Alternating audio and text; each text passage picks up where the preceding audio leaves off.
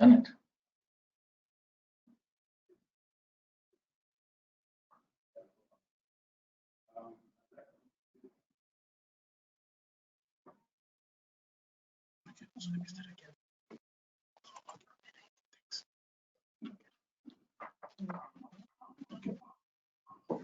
So welcome all to the Centum Capital Partners webinar series. Today we will be having our second webinar titled Transitioning Teams to Working Remotely. My name is Wambua Kimeo. I'm a partner at Centum Capital Partners and I will be your moderator for today. I'll start off by introducing Centum Group. So Centum is East Africa's leading investment company and was established in 1967. Centum is also listed on the Nairobi Stock Exchange and the Uganda Stock Exchange, and we have proven to be an operationally focused firm with a track record of exit-focused strategic leadership in our portfolios. Centum Capital Partners, on the other hand, is the private equity arm of Centum Group and is an independently managed subsidiary with full economic alignment between management and investors, and it also has an independent governance structure. Why are we doing the series? So we're doing this series to just share our experiences with the recent topical issues that are facing all of us, especially with the current COVID-19 circumstance. In terms of today's presentation, I'd like to cover just a few areas. So in terms of housekeeping today, please send your questions through the question tab, which is on your screen. We will also be sharing the presentation as well as a recording of today's session for those who participate in the session. So in terms of panelists today, we have Fred Murimi. Fred Murimi is the managing partner for Centum Capital Partners. Our key panelist, our key speaker today will be Thomas Omondi. Thomas is the group CEO and also a partner at Centum Capital Partners, and I'll be your moderator for the day. In terms of the topics we will be sharing, Thomas will take us through the topics that we'll be sharing, and I'll be handing it over to him now. So over to you, Thomas. Thank you very much, Wambua, for that kind introduction. And good afternoon to everyone. I saw quite a number of you who I know who have registered for this particular webinar. And I was just telling myself how I wish I could see your faces because for some of you, we have not met in a long time. So this topic is an interesting topic, especially given what is happening. Some of the things that I'm going to talk about are things which most probably you're already doing in your own organizations or your own businesses. And as Wambua has said, this particular presentation is broken into different sections. So a bit of the introduction. And then after that, basically come into why we are doing this. So pretty much the reason why we want to transition teams to working remotely in this particular point in time, for me, is three things. Obviously, the first one is safety and protection of the teams and their families. Yeah, so obviously we would not want the teams to be affected, and therefore we have to do this. And as an organization, the safety of our employees is of utmost important. And given that the WHO and Government of Kenya guidelines, we saw that it is important to protect our employees by instituting the remote working policy for non-essential staff. Now, non-essential is quote unquote, what that means pretty much is the guys who don't necessarily interact with the customers directly. Now, the other reason why we felt it was important to transition the teams is because there was very good clarity on the goals of these teams. Now, as a group, our board approved our strategy, and this strategy has been cascaded down to the business units and the various team members. So that means that all the team members are very clear about what their deliverables are, the timelines, and the impact of their efforts on our main corporate objective. The other reason why we decided to do this, or why this is important, is because we really don't know, and no one knows when this pandemic or for how long this pandemic will last. And if you look at some of the recent flu pandemics, some of them have lasted for as long as 36 months, yeah, with varying rates of mortality. And therefore, this COVID-19 represents the first true test of the century, given how infections, lack of vaccines, and how deadly the virus has been causing, or the virus causing the disease is. So this particularly means we might be working remotely for a very long time. So these are some of the three things that have made us look at how to transition the team. There could be more, depending on which organization in which you operate, yeah. So if I move on, now when you look at the group, Centum as a group, and most probably you have an idea how we are structured. Broadly, we have three businesses. We have our private equity business, we have our real estate business, and we have our marketable security portfolio business, which does wealth management. And then we have a business in between called Centum Business Solutions, which provides the shared services to the group.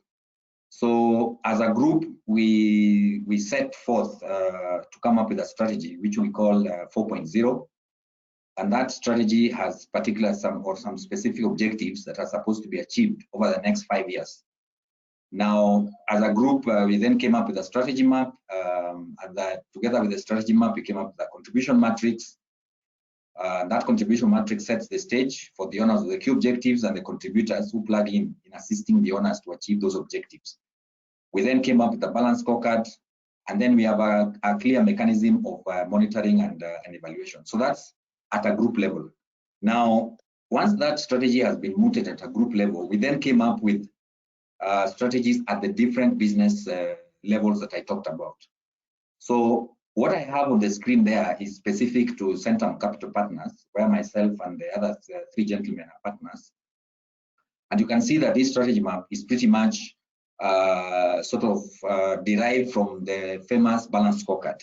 So we have financial outcomes there, we have market and customer, we have internal processes, and we have enablers. So enablers, we'll have obviously things like human capital, organizational capital, and information capital. Now, the reason why I am using this particular slide is pretty much to just illustrate that out of this strategy map, you then have very clear objectives. And those objectives you can see is what is numbered from F1 to E6. So for example, F1, you have to deliver the total return of a certain value or number.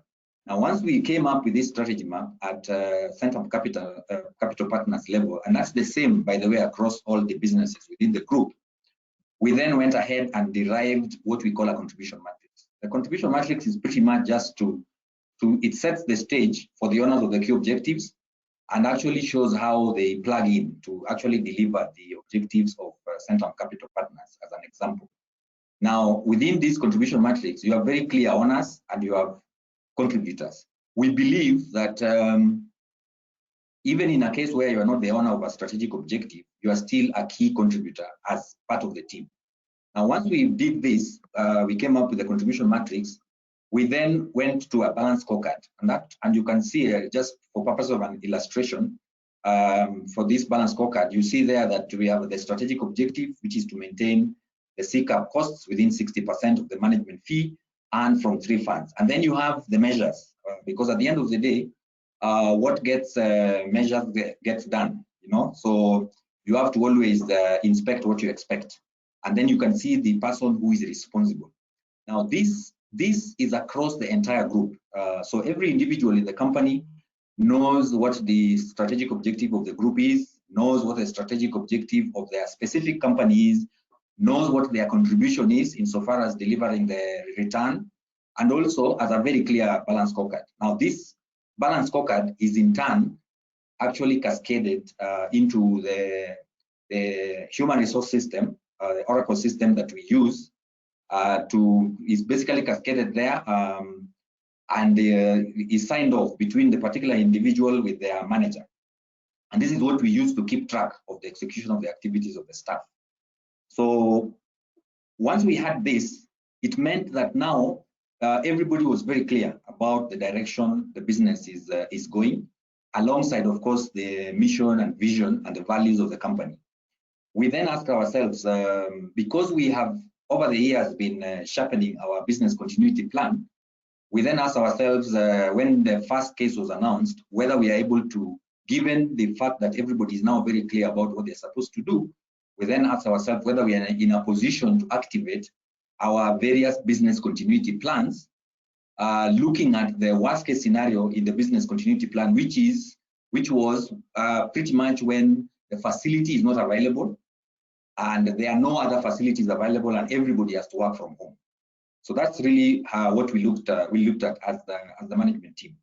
And we therefore actually activated the business continuity plans of the various organizations.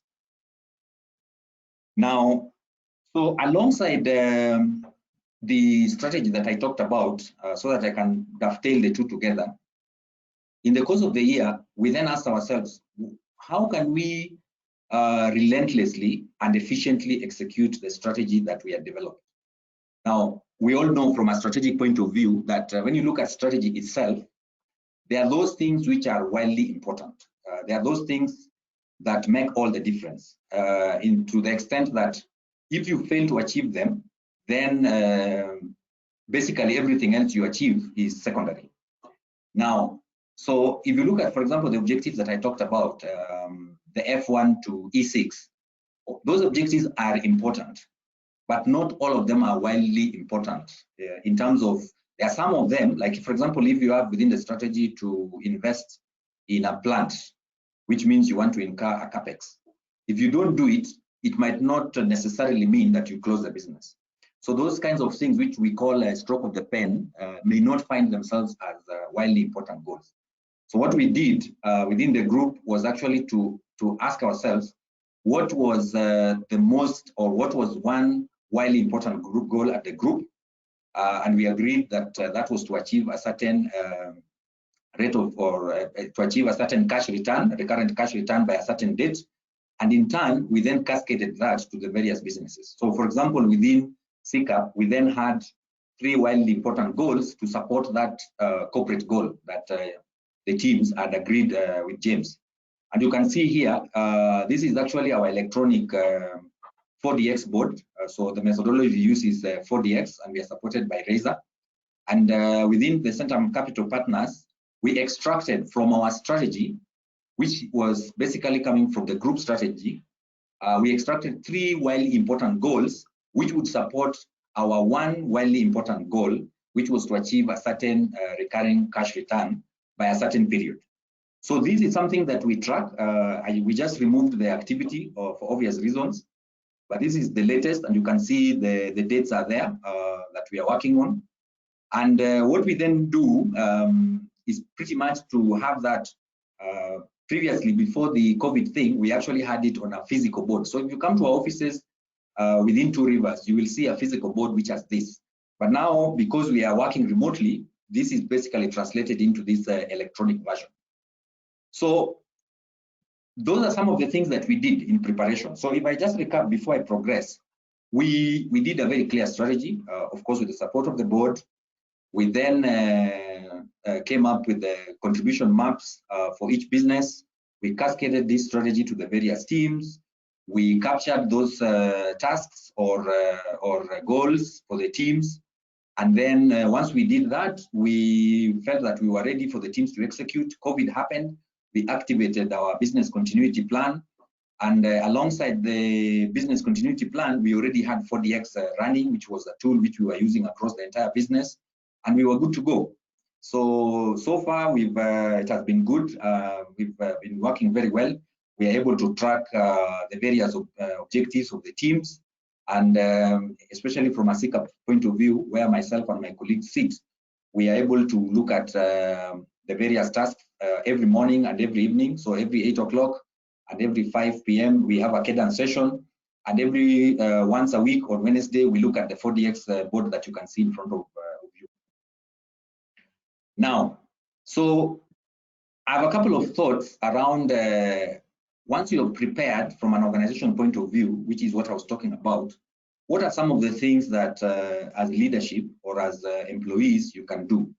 Now, but before I talk about that, obviously, you know that if you are used to working within an office environment, and now you have to work from home, it's a totally new ballgame. And there will obviously be distractions while you're working remotely. And what we've tried to do here, what I tried to do with my colleagues, is to put up some of those distractions and some of the tips that can assist, especially the employees, to foster discipline.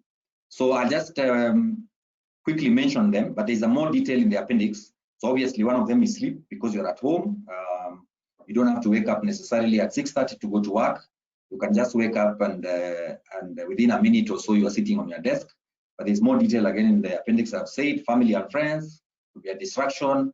House shows could be a distraction. Social media, Netflix, all the WhatsApp groups might be sending you messages of COVID and other things, and that can actually sort of distract you. The one thing which I found very interesting is loneliness. You know, coming to work for some people is always a good break from home, and it's very easy for people to get lonely when you're working at home, especially if you stay alone and you don't have any other members of your family with you. Now, what we've done, or this specific one, and that's why I've highlighted it, within the group at company, what we've tried to do is to have town halls.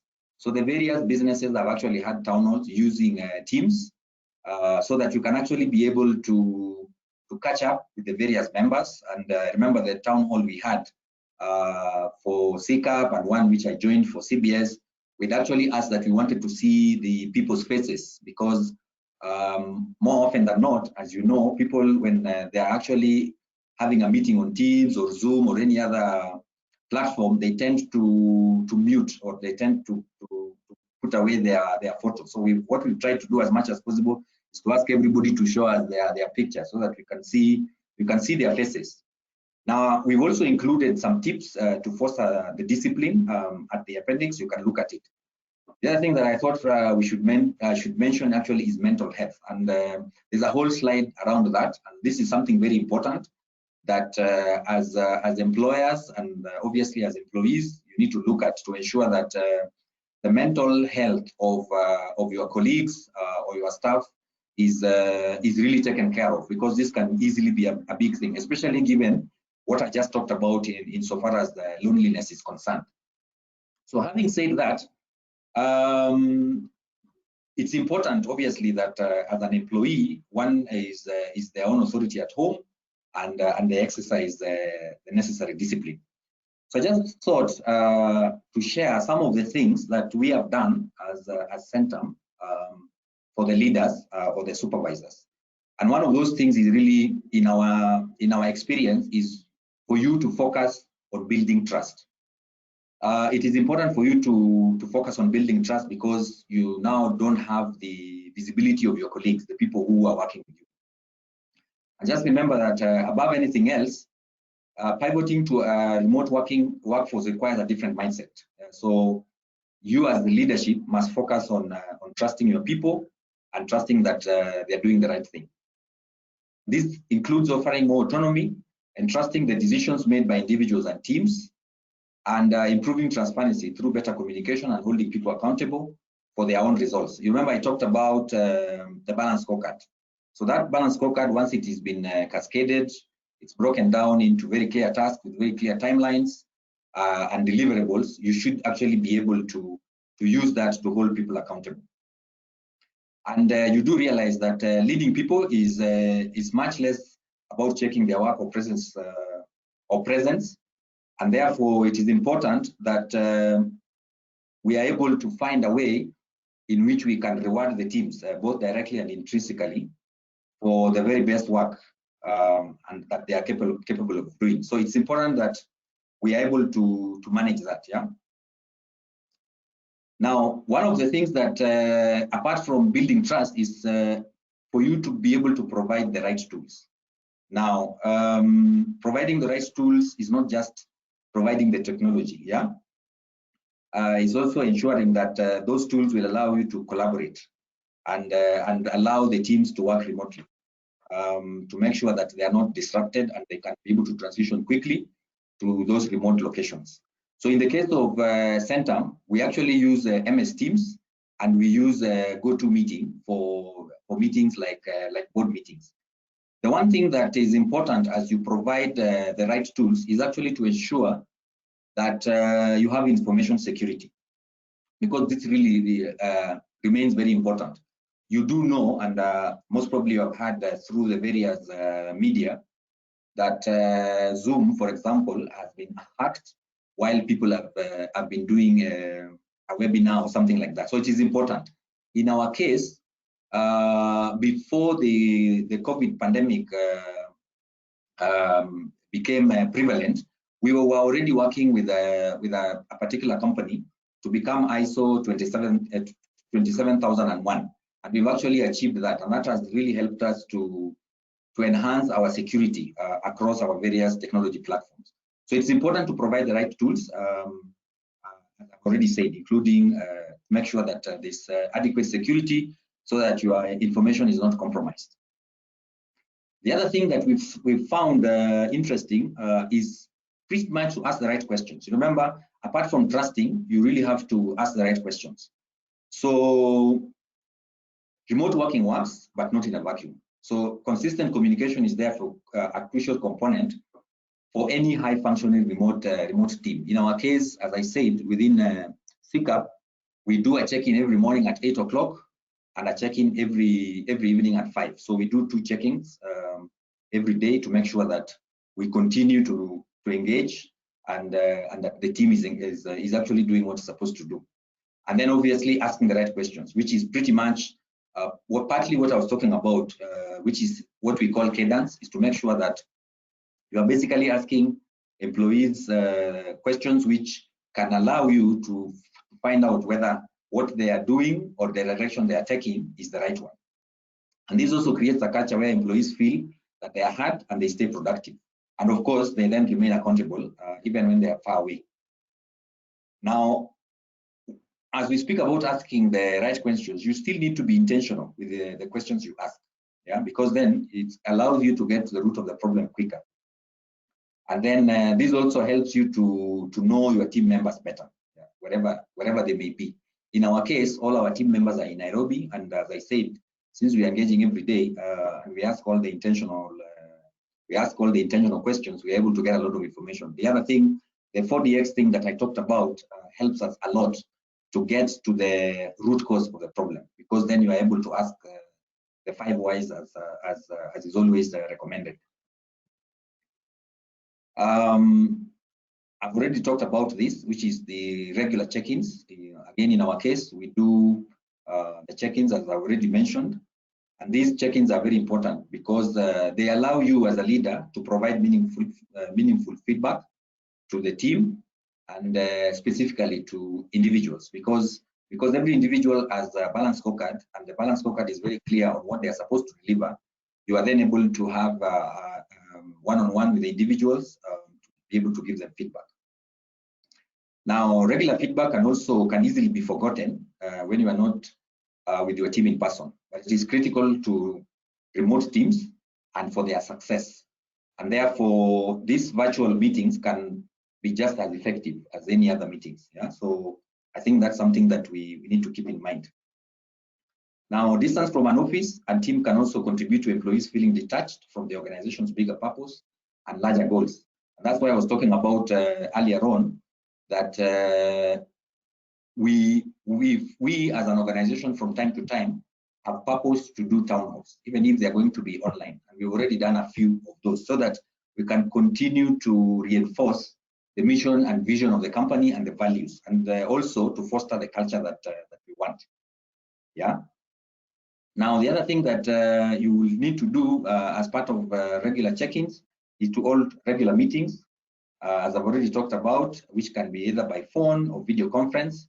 And these meetings help managers, especially, to understand how the rest of the employees are working, and also to help them to unlock any roadblocks so that they can be able to accomplish what has been put forth. So it's not just you as a leader having a meeting with the people who report to you, but also as managers. So in our case at Centum, we have our weekly exco with James. We also have our weekly WIG session, which is a 15 minutes meeting, just to understand how the rest of the business is doing. So what we would recommend is that apart from having meetings with your direct team, you should also have meetings as managers, just to check how the entire organization is performing, because otherwise what happens, you then perpetuate the silo mentality. So the other thing that you need to also obviously do is to define remote working policies. So having set the scene, created the right environment by having tools, doing regular check-in, you obviously need to have defined very clear remote working policies. And one of them is availability. So you need to be able to tell people what times within the day they're expected to be available. So in our case, we know that 8 o'clock is a non-negotiable unless you're on leave, so you have to be available. 5 o'clock is a non-negotiable unless you're on leave, so you have to be available. And in between the day, you also have to be available, because our expectation is that you're engaged in productive work and you're actually using the time to be able to deliver on your objectives or the tasks that have been assigned to you in the balance scorecard. Of course, apart from working policies, you need to then define which tools to use, because it's very easy for people to decide to use a particular set of tools as opposed to everybody else. So in our case, we have standardized on MS Teams and GoToMeeting. So we don't use Zoom at this point in time. We don't use WhatsApp videos or FaceTime. So we are very clear on which tools to use so that we can be able to collaborate effectively. Because with the Microsoft Teams, in our case, we can be able to attach minutes or action items, and people can be able to revisit. The other thing about the working policies is data management and security. So we've actually organized the way our documents are going to be shared, and we've also put in security protocols, as already mentioned, through the process that we went through to achieve ISO 27001. And then also, insofar as working policies is concerned, is to be able to track productivity. And we are very clear within the group how we are going to track that. As a matter of fact, we just did our first, we just did our quarterly appraisal for the last quarter, and we've just finalized the calibration, and we are actually in the process of finalizing the setting up of goals with HR, which we will do through MS Teams. And the whole idea of doing this with HR is so that we make sure that there's alignment across board, and we make sure that teams are working towards achieving objectives which will give superior returns to our shareholders. So, of course, the other thing that is important apart from IT security is also the security of members, and also just the security of people tapping into Wi-Fi's, but also there's the security of members. I know that just before this webinar, there are some people who had asked me about the insurance for people who are working remotely and whether they are covered. In our case, we've discussed with our insurers, and this is something that we confirmed as part of our business continuity plan, and they'll be covered. But our recommendation is that you need to speak to your insurer to check whether your employees are covered while they are working remotely. Now, whereas we are talking about remote working, I think it's also still important that you as an organization, as a leader, you look at opportunities for the team to meet together. And this could mean that you need to identify a place other than your office or your office that the team can still physically meet, but still obviously adhere to the protocols of putting on a mask and social distancing. Now, why we recommend this is important to reinforce the culture of the organization and to ensure that there is team bonding. Now, you recall that I said that we are doing some town halls, and we are using Teams to do town halls. But sometimes seeing someone physically might be a bit more therapeutic, especially for the people who I talked about who might be feeling lonely, and also just to make sure that colleagues are actually well, and they're not just saying well and they're not. So this having a meeting place is very important. It's something that we are ourselves working on, so that we can have a meeting place, if not the office, subject again, as I said, to the protocols that have been put in place. So that is what I wanted to share with you. And as I said, there's more material around the discipline and some of the tips that you can use to be able to transition remotely. So feel free to look at them after this webinar. But I think just to finalize this webinar, this presentation that we are doing to you, I think everybody is asking themselves what the future holds. My view is that it is going to be varied from one business to the other. Some businesses might actually tell their employees to work from home forever, like Twitter has. Some companies might now have flexi-time policies to look at which employees can actually work from home or work from remote locations. Some organizations might go back to where they were, but my sense is that the new normal is going to be flexi. That is my sense. And the other thing about the future, life will happen the way you see it on the screen. I think for the moment, the mask is going to be a very important accessory. We'll have to have it for quite some time. I believe even after COVID, we most probably just consciously will still continue to put on masks just to protect our loved ones and ourselves. So that is what I wanted to present today or to discuss with you.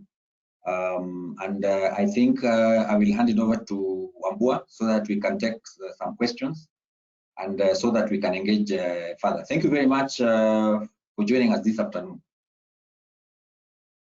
Thank you, Thomas, and thank you for that very insightful presentation. I think, Thomas, what you've done is bring this topic of how to transition to working at home.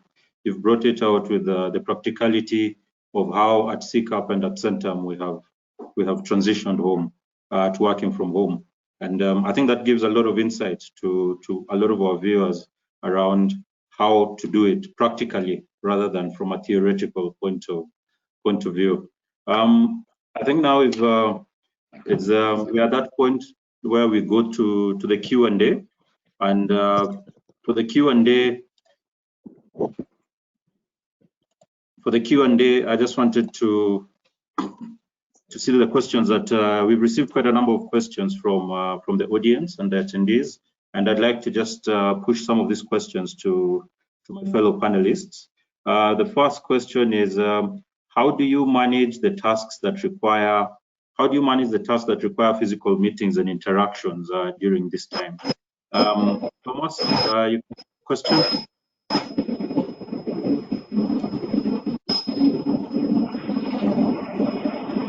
Thomas?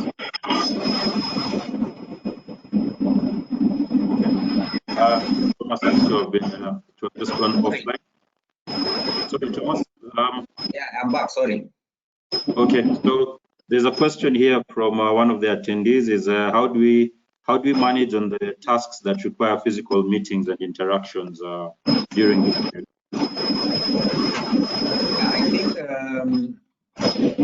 I think there's a bit of noise somewhere, but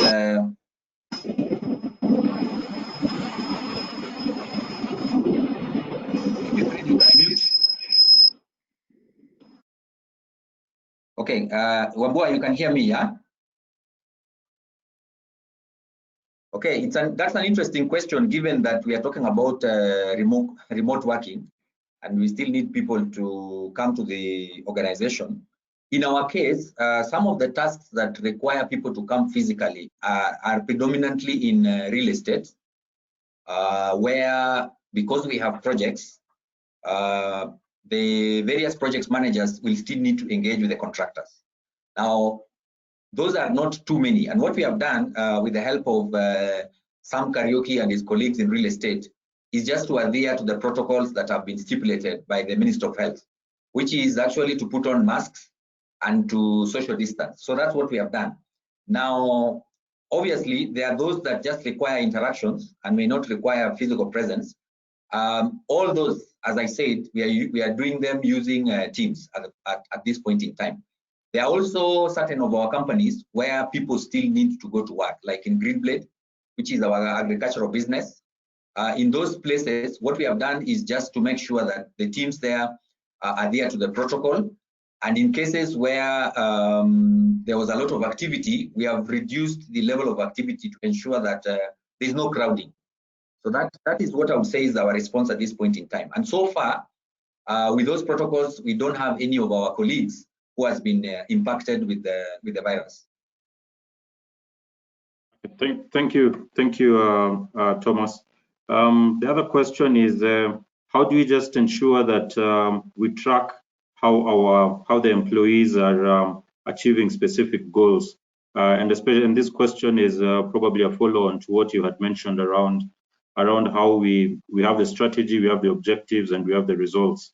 So if I can push this question to Fred, just to handle it for us. How have you managed the team to ensure that we are meeting our goals?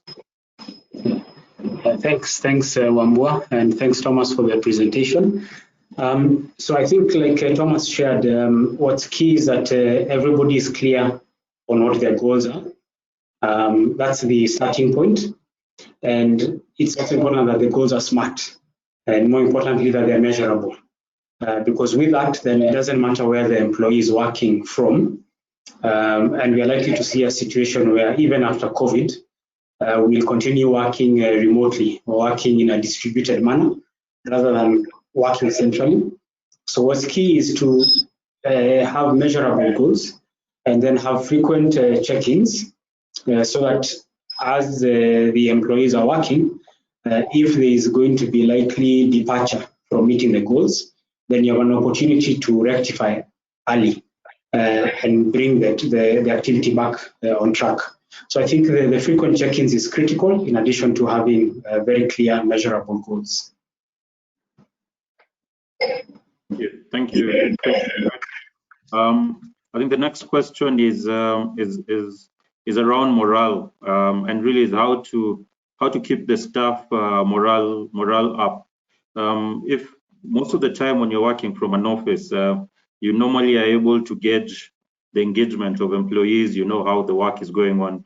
You're able to walk around, and at the coffee station when you're having coffee, it's very easy to know what the morale is of the team. But now with working from home, how do we keep the morale of the employees up, and how do we even know that people have a high morale? Over to you, Thomas. Yeah, thank you very much, Wambua, again for reading out that question.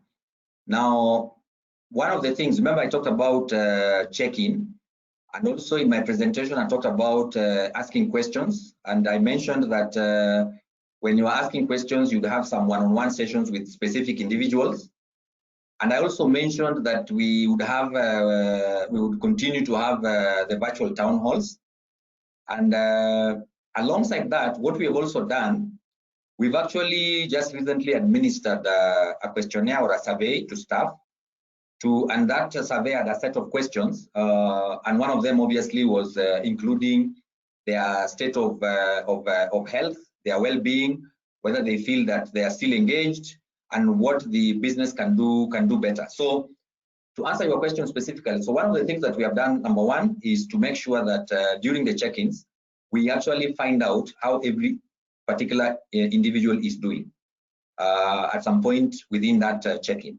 The second thing that we have done is during those town halls that we have already had, was to ask every individual to actually speak.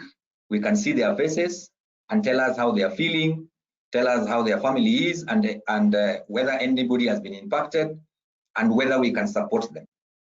The other thing that we have done, as we've just said, we've done a survey, and the response was quite high. Our response was more than 75%. We've gotten the feedback, and the leadership is acting on it.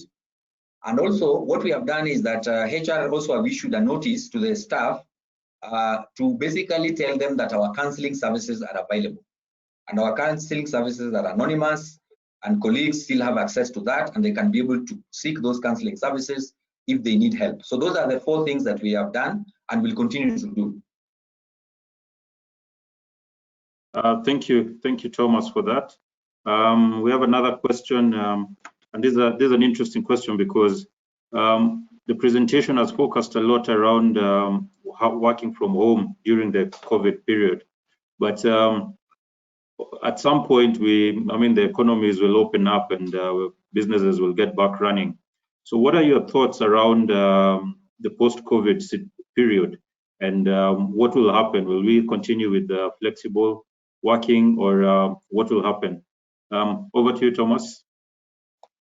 Now, I think in my view, what is going to happen is, I think not what's going to happen. What is already happening. I mean, if Twitter have already told the employees you can work from home forever, it simply means that they've made a decision that going forward, it will not be necessary for everybody to come to the office.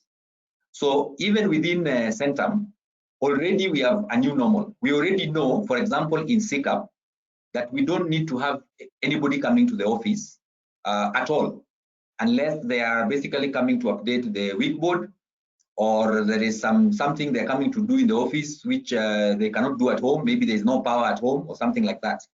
So in my view, what is going to happen for those people who have not started, they will analyze to look at employees and maybe categorize the employees into A and B. And A might be all those people who don't necessarily need to come to the office, back office people. And B will be those people who need to come to the office, and because their customers come to the office. But if you are in A and you're, for example, in finance, you are in HR, you are in marketing or sales, you may not need to come to the office because you can still have access to your colleagues from whatever location. And if you are in B, where, for example, you are a security guard, or you are a project manager where you need to interact with the contractors, or you are maybe a receptionist, or maybe you are health and safety officer, then you may be required to come to the office. So what the businesses will do is do that analysis and look at which employees really need to come to the office and which ones do not. Obviously, that will have an implication on many things. It may have an implication on real estate. It may have an implication on the way people sit and the way the furniture is organized. It will have an implication, certainly.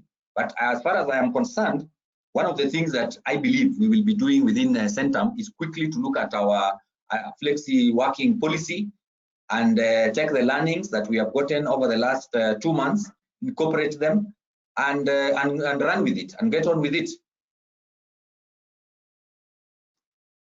Thank you, Thomas, for handling that one. I think the next question I'll pass it over to Fred, and the question is, what are the high-value priority items a leader should focus on with regards to his team, and where should the focus be? Basically, how do we maintain that focus? Yeah, great. I think, of course, the high priority items will vary from business to business. I think what's key for every leader is in this period to identify what are the key activities that really move the needle. For each business, there is maybe a set of, out of maybe 20 activities, there's maybe 4 to 5 that really make a difference insofar as moving the needle is concerned. And that's what every business leader needs to do, and also focus the team there. If, for instance, like in our world of investments, the key for us that really moves the needle is being able to continually screening investment opportunities. And that's key. And so ensuring that the team members are fully engaged in that activity, and each of them is producing their own outcomes as far as screening investment opportunities is concerned, is key. It's very easy to get distracted by other activities, which maybe are more visible, like how many conference calls you attended, how many meetings you held, but that may not necessarily move the needle. So I think it's imperative on every leader to identify in this season what really is going to make a difference for the organization. Some activities or some items will cut across organizations. I think in this kind of downturn that we are experiencing in terms of economic activity, cash preservation is key.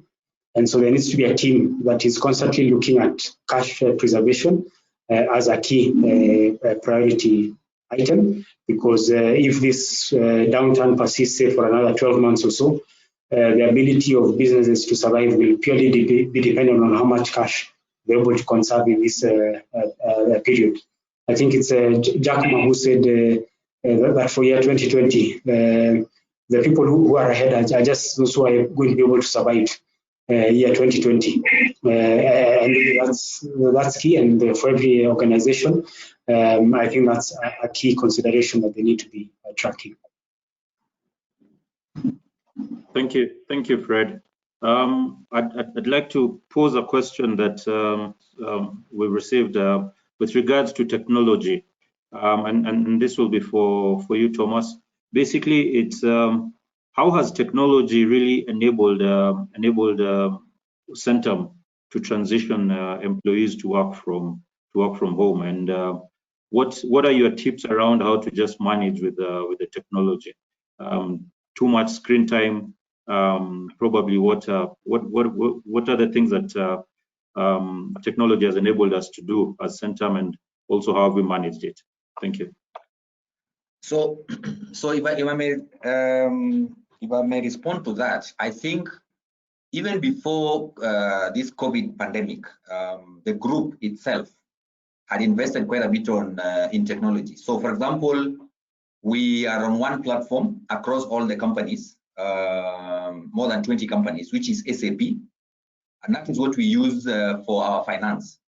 So that already allowed us to be able to access the financial system, irrespective of which company you are in.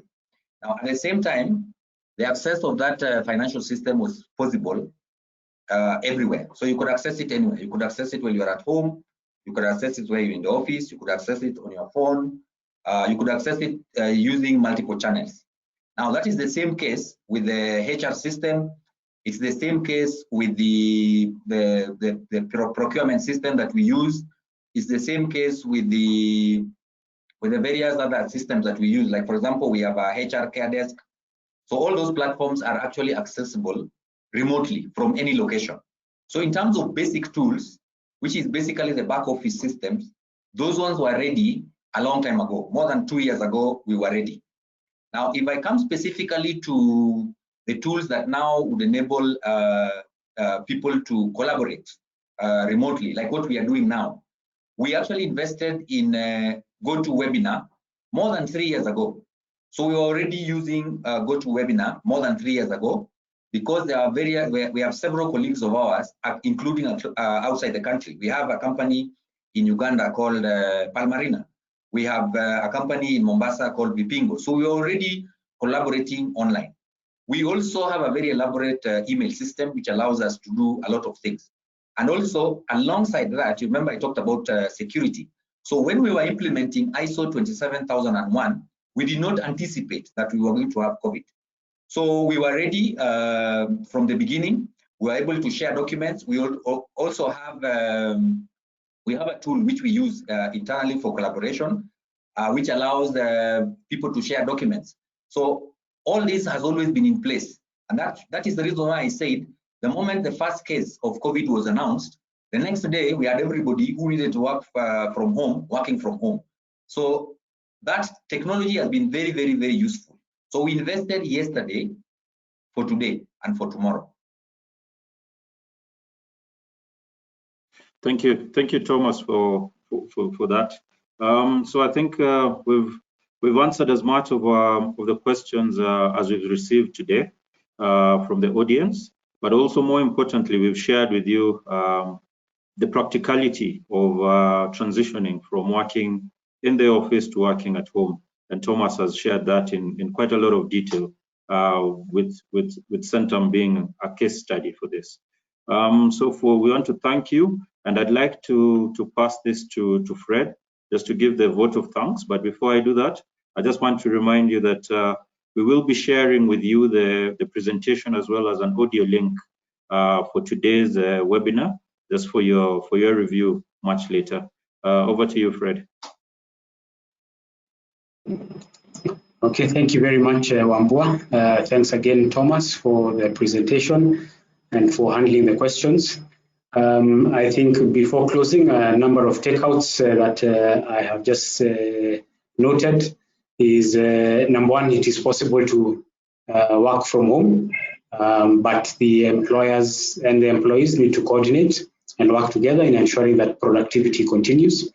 I've also taken out that it is key that there's a frequent interaction even on online platforms to ensure that staff morale continues to be high. Also, as employers avail tools for employees to work online, information security continues to be key, and that's something that needs to be taken into consideration. But I think as Thomas started, the most important is every organization, every employer needs to be to ensure that employees are very clear about what their goals are and cascade them down to each and every employee, so that even as employees are working from home, they're very clear about what they're responsible for and what they are accountable for. So with that, I'd like to thank the panelists. Thank you very much. I'd also like to thank all the attendees who participated on the call today. Thank you for that. Thank you also for the questions that were received. I think we've tried to address as many of the questions as we could within the time possible. We continue to remain available for further engagement, and of course we'll continue holding these webinars every fortnight, and please do look out for the next one. Lastly, I'd also like to thank everyone who was involved in organizing this webinar. Thank you for the support. With that, ladies and gentlemen, I'd like to wish you all a very good evening. Thank you. Thank you. Thank you very much. Thank you very much. Thank you, Fred.